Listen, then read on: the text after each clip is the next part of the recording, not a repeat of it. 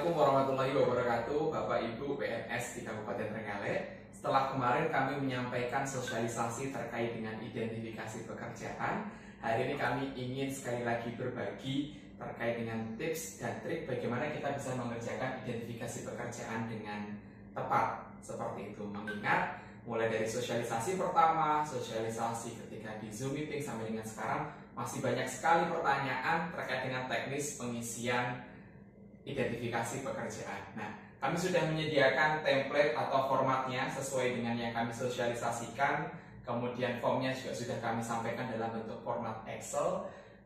Pada identifikasi pekerjaan terdiri dari beberapa hal yang perlu kita identifikasi. Yang pertama adalah aktivitas kerja, periode, waktu, frekuensi, dan kuantitas. Bapak Ibu, catatan pertama yang harus kita pegang adalah aktivitas kerja. Di sini adalah seluruh aktivitas pekerjaan yang kita lakukan.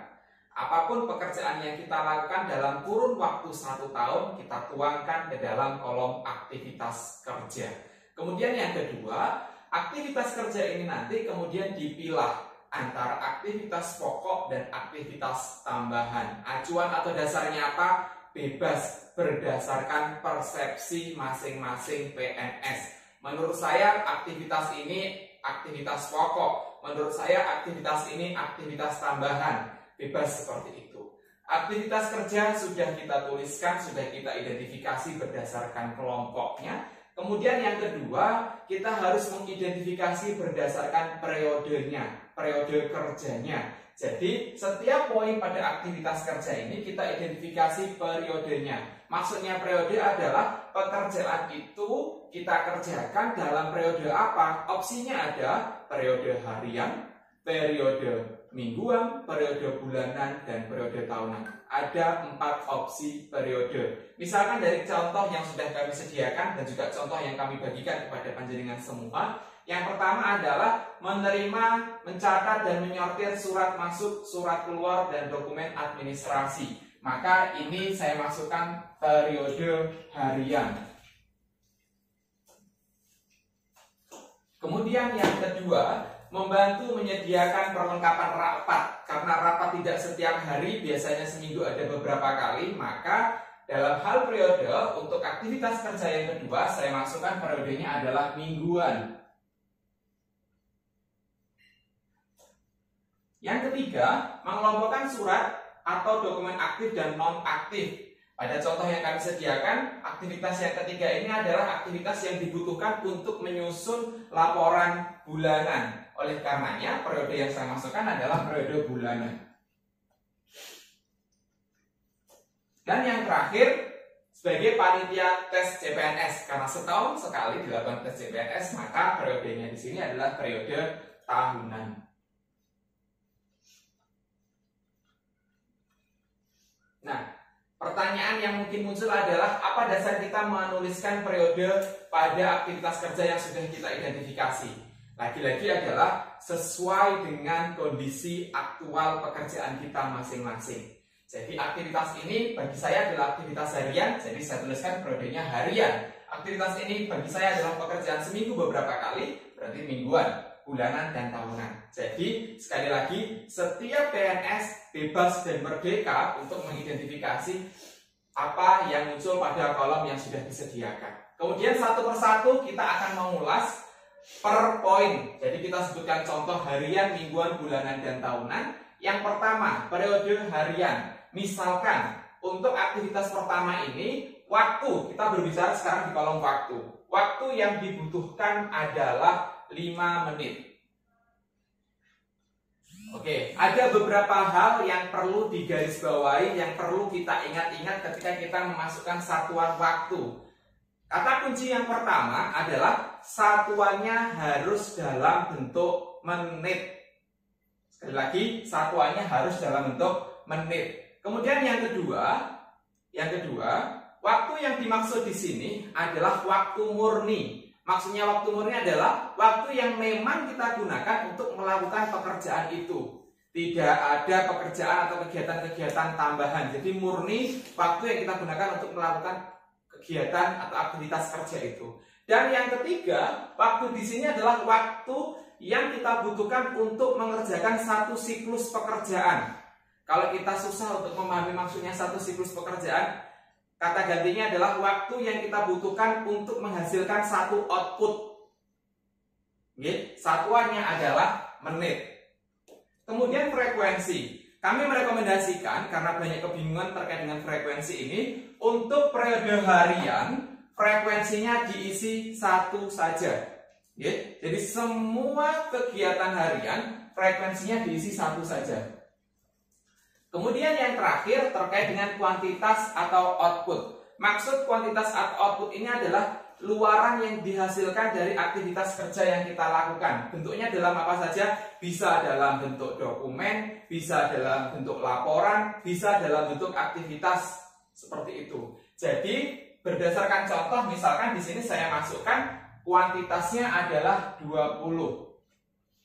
Nah, kalau kita baca secara keseluruhan, maka saya melakukan pekerjaan harian berupa menerima, mencatat, dan menyortir surat masuk, surat keluar, dan dokumen administrasi sehari sebanyak 20 surat dan lain-lain ini, di mana setiap output atau setiap surat membutuhkan waktu 5 menit. Membacanya seperti itu. Sekali lagi, ketika kita membaca aktivitas yang periode harian, maka setiap hari saya melakukan pekerjaan ini menghasilkan 20 dokumen atau surat, di mana setiap dokumen membutuhkan proses atau waktu 5 menit. Seperti itu. Kemudian yang kedua, Bapak dan Ibu, mohon maaf, terkait dengan aktivitas yang kedua, membantu menyediakan perlengkapan rapat. Seperti itu. Nah, kita misalkan seminggu kita ada 3 kali rapat, seperti itu. Nah, di kolom atau di tabel yang sudah kami bagikan, kolom frekuensi itu ada keterangan tambahan titik-titik kali. Jadi dalam periode mingguan itu erat dengan kolom frekuensi. Artinya seperti apa? Ketika kita seminggu ada 3 kali rapat, berarti di sini frekuensinya adalah 3. Jadi seminggu, periodenya 1 minggu, seminggu saya akan membantu menyediakan perlengkapan rapat sebanyak 3 kali.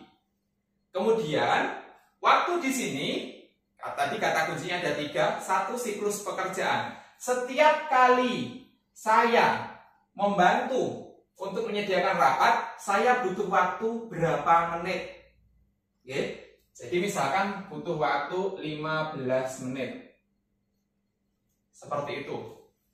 Kemudian kuantitasnya, karena ini adalah berupa bentuk kegiatan, maka kuantitas di sini adalah banyaknya kegiatan yang dihasilkan setiap kali saya membantu menyiapkan rapat. Jadi kuantitasnya adalah 1. Sekali lagi, mungkin masih agak bingung. Dalam konteks periode mingguan, saya, contoh aktivitas kerjanya adalah membantu menyediakan perlengkapan rapat. Jadi setiap minggu saya akan membantu menyediakan perlengkapan rapat sebanyak 3 kali. Di mana setiap kali itu membutuhkan waktu 15 menit.